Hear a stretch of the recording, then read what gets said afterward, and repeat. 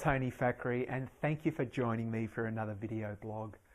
Today's topic is, what would it take? I've decided to take a slightly different view, and that is, rather than communicating a message, which I've been doing in the last video blogs, I thought I would pose a number of questions to you. The idea of these questions is to get you thinking, to contemplate. And what I'd suggest is that you replay the video in order to think about the questions and embody them at the cellular level. Now, what I mean by embody them, that is to contemplate the questions, live the questions, spend an entire week or two and act out the questions in your mind. Put them to your subconscious mind and watch the process unfold. And by the process, I mean your subconscious mind begin to look for answers. So that is the ultimate way for us to create personal growth in our lives, and that is to continually ask empowering questions, because through empowering questions the mind seeks to create empowering answers and empowering resolutions. So without further ado, the first one: what would it take to reveal the best version of you? If not now, then when?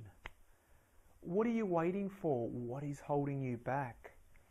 Think about that question. What is holding you back? If not now, when? When is the right time? What would it take for you to be truly inspired, healthy, and in love with life? Who would you need to become in order to be that person? So who would you need to become? Who would that person look like? What qualities would that person have?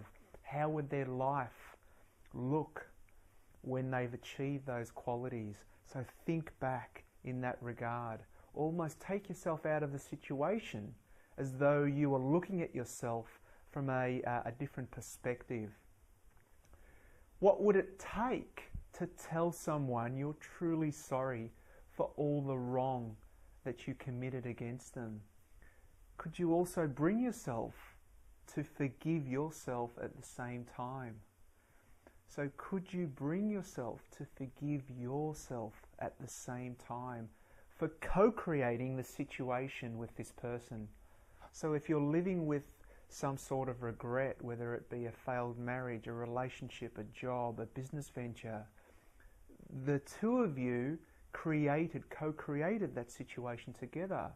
So forgive the other person whilst also forgiving yourself, and bringing harmony to the situation and allowing it to become void and sending it out into the universe.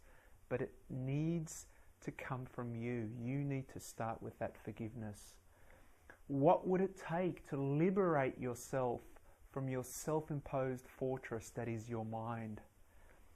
You know, that incessant self-chatter that says you're fat, you're ugly, you're useless, you'll never amount to anything. What would it take to stop those thoughts, to tame those thoughts, to love yourself, to truly accept who you are, to embody who you are, that you are more than your thoughts.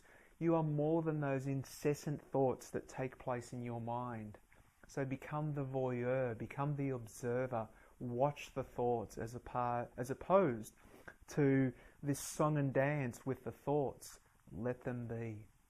And finally, what would it take to be truly happy right now? I don't mean tomorrow when you have X or when you've achieved Y. I mean right now while you're watching this video. How would life look? How would life feel to you if you decided in this very moment, this very instance, that from here on, from this point forward, that your life will be nothing but happiness? Thank you once again for joining me on this video blog of What Would It Take? Once again, please put this to good use by re-watching this video and embodying the principles. I keep saying, live the principles. There's no use watching them. You need to live the principles each day, each week, each month, each year.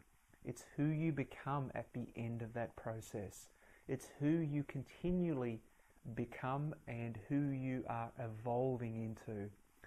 Thank you once again. I'm Tony Fackery.